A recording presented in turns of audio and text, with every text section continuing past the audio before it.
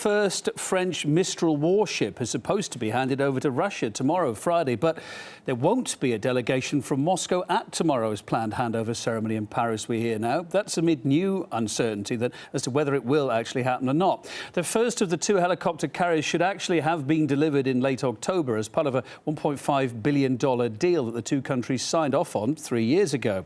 Just to remind ourselves of the recent history, in summer it was a done deal then anyway, but then in September, French President François Hollande set conditions for Moscow over the role in the Ukrainian crisis. Later that month, there was still no decision, although Russia did get an invitation, an official invitation to Paris for a handover ceremony for November the 14th. Then in October, the French finance minister and prime minister claimed that the terms still hadn't been met, as they put it. Finally, just a day ago, the French defence minister said the exact date of delivery is still not set. So, what's going to happen over the next 24 hours? Let's talk to Ben Harris. He's editor of Business New Europe. Ben, there's a heck of a lot riding on this, both for France and for Russia, but particularly France's reputation. We'll talk about it in a minute. Still 24 hours to go. We've been going backwards and forwards. What do you think is going to happen? Bearing in mind there's no official, as we know at the moment, delegation going from Russia.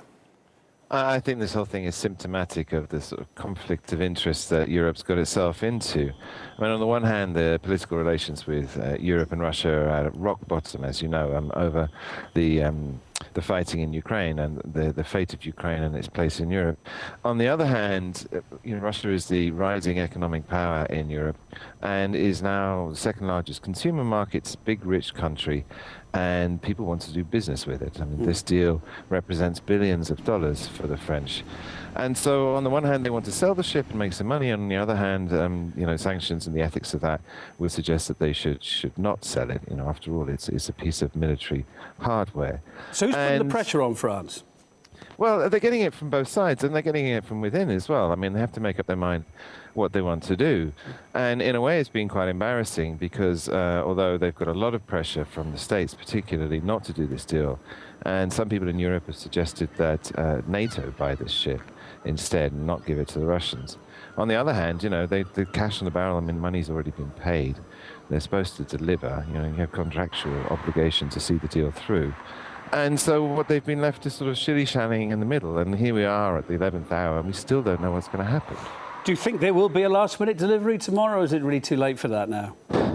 I think not. I think on balance, it's too embarrassing. I think there's going to be some sort of fudge, but I think at the end of the day, money will win out and the deal will be done. And people in France are just hoping everything sort of calms down in Ukraine and that there's sort of a move towards reconciliation. Because, Russia remains in Europe. It can't go away. I mean, Europe is going to have to deal with it at some point. And so they're thinking a little bit further down the line where things aren't quite so tense, they can close their deal and collect their money. Of course, if it doesn't happen, as you say, there's a bit of fudging happening here. France is in an awkward position because thousands of jobs rely on the shipbuilding industry. And if this doesn't go through, there are other deals with India lined up. It's going to put their reputation about being able to deliver, be able to do what they've signed up to in contract, in doubt in the future. It's not going to help. Bad PR, no. Isn't it? Absolutely bad PR. And you have to bear in mind, I mean, this is actually more serious than it may first seem, in so much as, Europe is teetering on the edge of a triple-dip recession.